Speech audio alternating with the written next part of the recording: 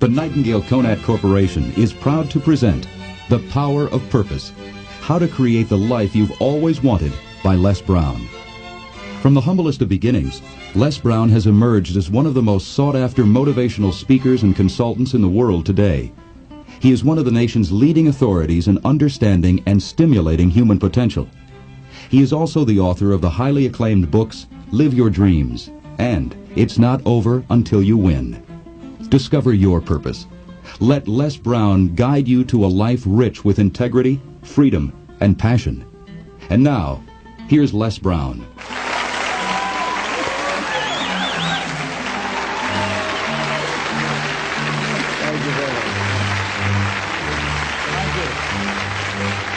I want to talk to you about those that are making it today, or what it takes to make it today.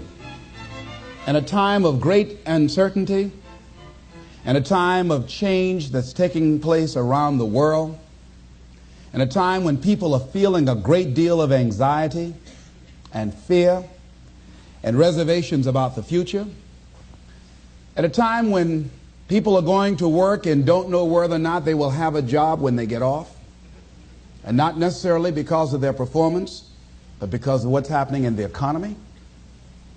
At a time when there are challenges, more so than ever before, in personal relationships. We look at what's happening on the crime level and what's happening with our youth. That many times I'm sure that we've all taken time just to stop and reflect. Many times when we hear what's happening in the news or read the newspapers, where's all of this leading to? What's going on here? And so I think that now more than ever, we must begin to look at what are the things that we can do that would put us on some firm footing in life, that will enable us to do some things and use some powers that we have, that many of us go through life never ever discovering that we have those things going for us. And part of that, I believe, is knowing what it is your life worth. What is it that gives your life a sense of meaning and purpose? Because once you find that, it puts you in your power place. See, if you know what your life work is, I encourage you to start working on it. If you can't do it all at one time, do just a little bit of it. And if you don't know what it is that you showed up to do, if you don't know why you're here, I encourage you to find out what your purpose is here. What is the meaning of your life? What will be different? Have you ever asked yourself that question? I've done that. I remember coming from a friend of mine's funeral, and I was reflecting on how much time I had left. And I went for a walk in a park thinking about this guy whose life was so promising. And I mean, he wasn't an old guy. He was quite young, in fact. And I thought about all of the things that he said he was going to do, and he never got a chance to do those things. And I started thinking about my own life and how much time I had left to do the things that I would like to do. And at that time, I wasn't sure what my life purpose was, what my life's work was. I wasn't sure about it at that time. And I thought about it quite a lot. I had some idea, but I wasn't convinced. That I don't think I felt worthy. I didn't believe that it could be me to do this kind of work that I'm doing right now. And I say to you that if you begin to take a conscious effort to find out what it is that you're supposed to do, I say that it can literally save your life. I said that it can literally save your life. I was telling a group of people of a study that was conducted. Dr. Larry Darcy, who wrote a book called Recovering the Soul, he said, human beings are the only living species that has achieved the dubious distinction of dying or having a stroke or a heart attack on a certain day. If you ask most people, what would you say the primary cause of why people will have a heart attack or stroke? Many people will say, well, because they smoke cigarettes, or because of high cholesterol, or because of stress, or because of obesity, and all of those things are contributing factors. But ladies and gentlemen, more heart attacks take place in this country on Monday morning between 8 and 9 a.m. That's when the majority of people who have their first heart attacks have them. 85% of the American public, according to recent studies, are going to jobs that they hate, working on jobs that do not challenge them. They get sick thinking about going. Migraine headaches. After the Sunday afternoon football game or 60 Minutes, the anxiety began to build. And come Monday morning, they drop dead of a broken heart. Some of you ought to think about not going to work on Monday.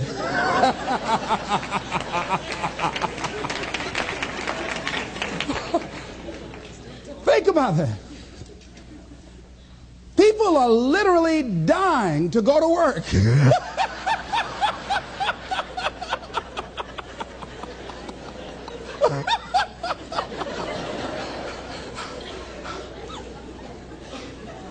Because, see, when you go to a job and you already know how far you can go, you can already see that proverbial glass ceiling. It's like going to a movie when you've gone in the middle of the movie and you've seen the end and you sit there for it to start all over again, but something is missing. You know what the outcome is going to be. You can't get excited about going through that movie all over again. Am I correct? See, when you're going someplace and you already know how much you're going to make, you already know how far you can go, you're in a dead-end position. It erodes your self-esteem. It lowers your sense of yourself. It creates some inner turmoil. It creates an emptiness in you. So I say that your life is worth finding what it is that you're supposed to do. And I'm not saying quit your job. I'm saying find it and do just a little bit of it. When I wanted to become involved in speaking, I started just learning quotes, listening to other people's tapes, going to seminars, going to workshops, asking other people to help me. Just start working at it just a little bit, but do find out what your work is and hold on to it and don't let your dream go. Don't let it go. See, and here's something else I want you to begin to look at. Why is it that most people don't pursue their dreams or don't do better than what they're doing if they're capable of doing it? I think that many of us don't go the next step because we don't know what to do yet.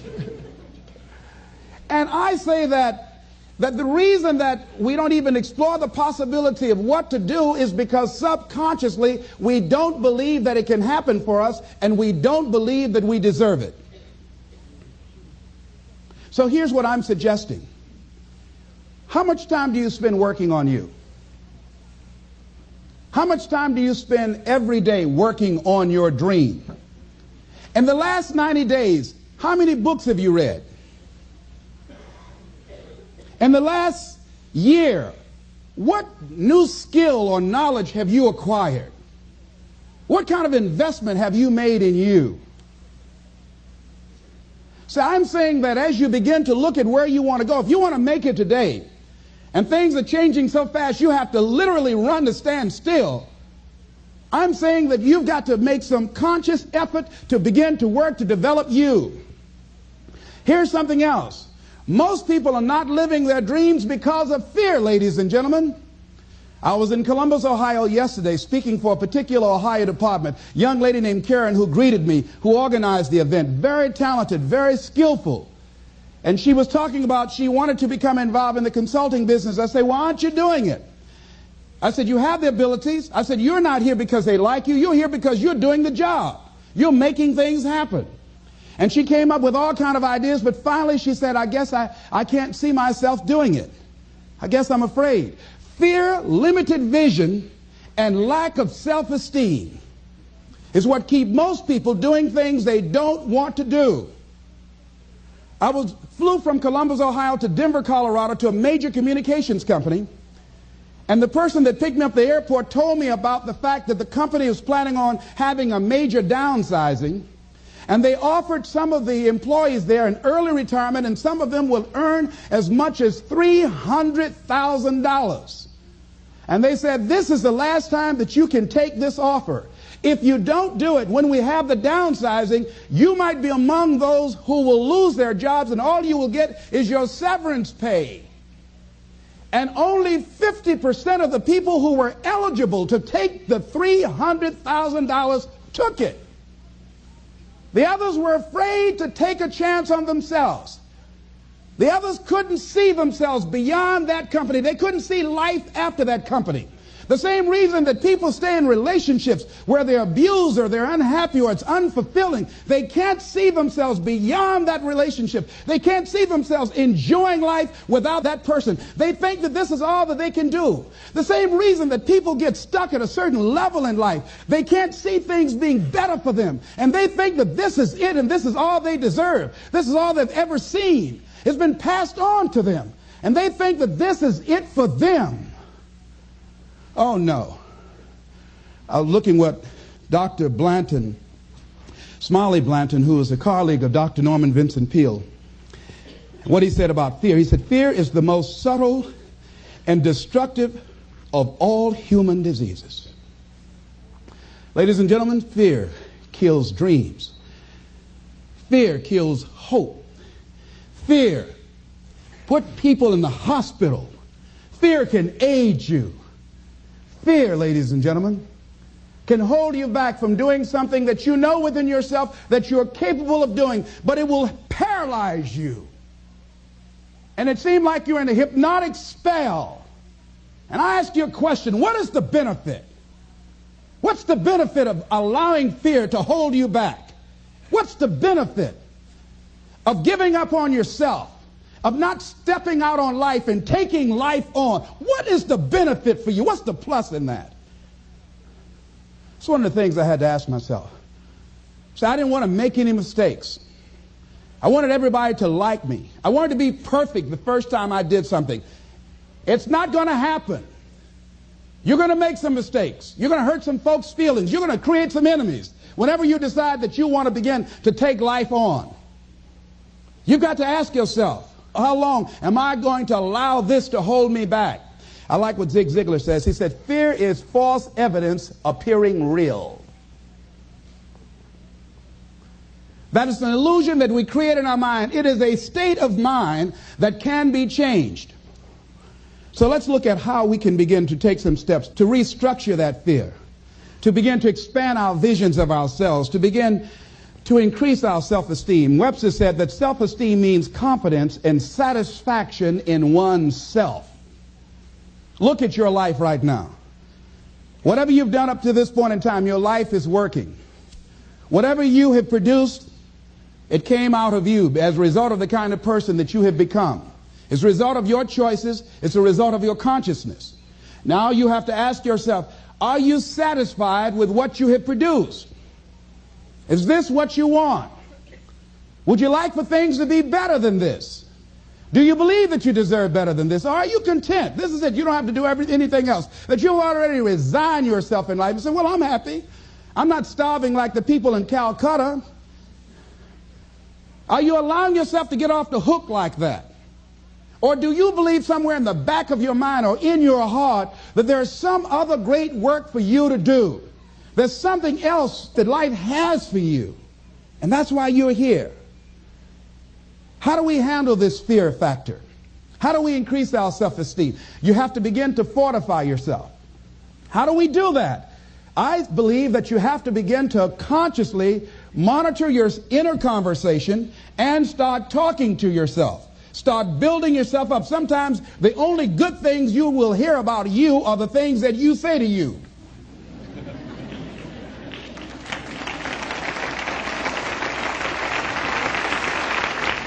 Young lady that was in the audience this afternoon said to me, I told myself yesterday for the first time, I'm proud of me. And she said, I felt good about that. So I'm saying learn to be your own booster.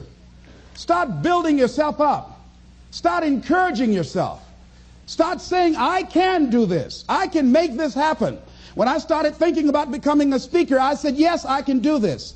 I can make this happen. When I start trying to convince myself I can be a businessman after flopping and failing and losing thousands of dollars and feeling stupid and dumb and having people take advantage of me because of what I didn't know. I had to talk to myself because people were saying to me that I was dumb. And somewhere in the back of my mind, I was saying, you're right. Look at what I've done. I had to say, no, Les. Hey, come on, man. Get yourself together. You can handle this. You just haven't figured it out yet. It's all right. This is your training period. This is the tuition you have to pay for what you don't know. You can do this. Other people have done it. It doesn't take an Einstein. Get you some people that can teach you some stuff that you don't know. Get you some people that have done it successfully and learn from them. Take some seminars, workshops, read some books on how to manage a business.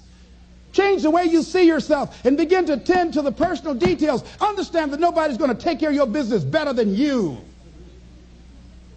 And when I start changing that kind of mindset of beating myself up because of my mistakes, and start looking at the possibility of my doing better, of my making the adjustment that would enable me to do what I want to do successfully, things begin to change. And I'm saying, stop beating up on yourself. You do it. I know you do it. I've done it. It's a natural inclination for us to put ourselves down. See, we are born negative, I think, in a negative consciousness because we live in a negative world. See, you don't have to teach children to lie. They'll lie automatically. Did you wet in your pants? No, I did not. Well, what is that? I don't know. You don't have to encourage kids to misbehave. They will do it by themselves. You don't have to encourage them to do the wrong thing. They will do it automatically. You have to correct their behavior. So I'm saying that we have to work through the challenges of life in learning how to begin to work to fortify ourselves. Repeat after me, please. I can live my dream.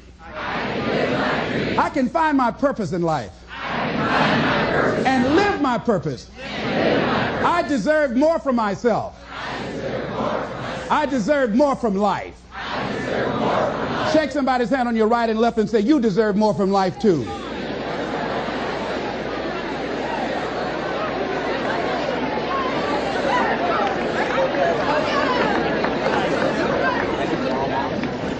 Here's some other things, ladies and gentlemen. Begin to guard your mind against negative programming, like turn off the television. Don't watch the news. Don't watch it. I think that more people have a sense of hopelessness and anxiety about life. If you look at the news, you cannot feel good looking at the news. You'll be scared to death. You're scared to go to sleep. I mean, it turns your power down. You've got to be conscious of that. Don't pick up the newspaper and read it. No. Just try this. Just experiment with yourself. Now, if your job depends upon you knowing certain things, let somebody tell you just about those things. But start filtering the stuff you allow to come in your mind. You know that song you used to have? Don't let nobody bring you no bad news. I tell my staff, look here, don't tell me any bad news while I'm on the road. Let me handle it tomorrow. I don't like anybody to tell me any bad news at night before I go to sleep. I can't do anything about it anyhow. Why let me go to sleep with that on my consciousness? No, and my staff, they know that. Say, let it wait till tomorrow. And I have a period of time. Tell me bad news between 10 o'clock and 12 noon. After I prayed and meditated and read my books, I'm fortified, I'm ready to handle it. I deal with them, then I'm out of there, and I'm going on to something else. So you've got to guard the kinds of things that you put in your mind. See, if you don't program your mind will be programmed because human beings are goal-oriented.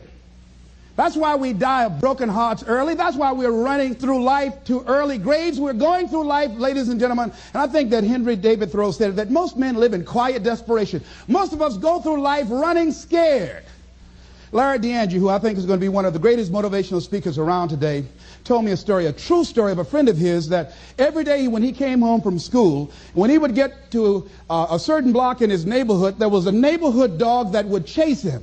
And that dog would start after him barking. Boy, he would run, just running from that dog every day. Finally, he just got tired of that dog chasing him every day.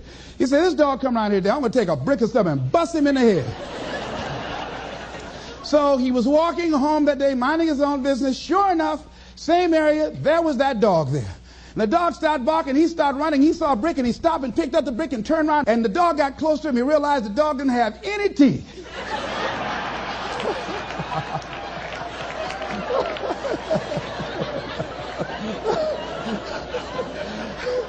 He said he put the brick down and said, "Get on out my way."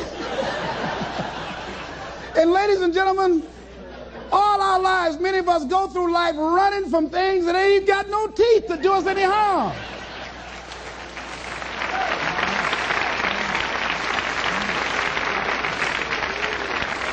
Haven't you been afraid to do something, and then after you did it, you say, "Whoa, if I'd known it was this easy, I would have done it before"? Haven't you ever had that experience? Raise your hand. Absolutely. So we created this in our minds, false evidence appearing real. We made it real in our minds. That's why Churchill said there's nothing to fear but fear itself. That's the destructive monster. So turn off things that can contribute to your fear. Turn a deaf ear to people that all they can do is talk about how negative things are because they have bought into the consciousness of the world. Start attending workshops, seminars, listening to tapes on a daily basis to begin to recondition your mind, to retrain your thinking. Faith comes by what? Hearing and hearing and hearing. Listen to things that can empower you, that can enable you to create a new reality for yourself, in a new life for yourself. You might appear to be strange around most people. You know, most people think you're strange if you're happy today. People say, "How you doing?" I said, "Better than good." Whoa, what's wrong with him? Just go around smiling and watch people. Look at this. Is this a weird guy over here? Because most people don't smile. Watch them. Look at their faces in the morning. Here we go, another Monday morning. How you doing? Haven't had my coffee yet. Don't ask me. See, these people have not found their purpose in life. That's why they're grumpy. That's why they're miserable. That's why they're so negative. They're hurting and they want to hurt other people. So start practicing using programs for your mind. Seminars, books, workshops. Keep a journal. Record your thoughts. What's happening with you? Every day when you get up, have a journal near you. I use a Jack Boland journal so that I can write down my ideas. I keep it by my bed so I can write down my thoughts. See, ladies and gentlemen, we get 3 to 4 thoughts a year that if we would act on those thoughts, they could change our life.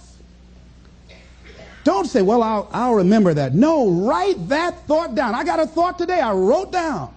A friend of mine is in the hospital. His morale is low. They're talking about amputating his foot. He's got to feel very bad. So I said, you know, not only am I going to see him, but I can't be there with him all the time. I said, I'm going to create a tape for him that he can listen to that will heighten his level of morale. We told him the other night, don't go to surgery. You are depressed. Your energy level is down. No, tell him not now. Don't do it now. In fact, most doctors who have any sense of awareness don't perform surgery on patients that are in a state of fear, that don't think they will make it. They wait till they're in a different state of mind. So I said, what about making tapes for people that are facing physical challenges? I said, that's a good idea. All right?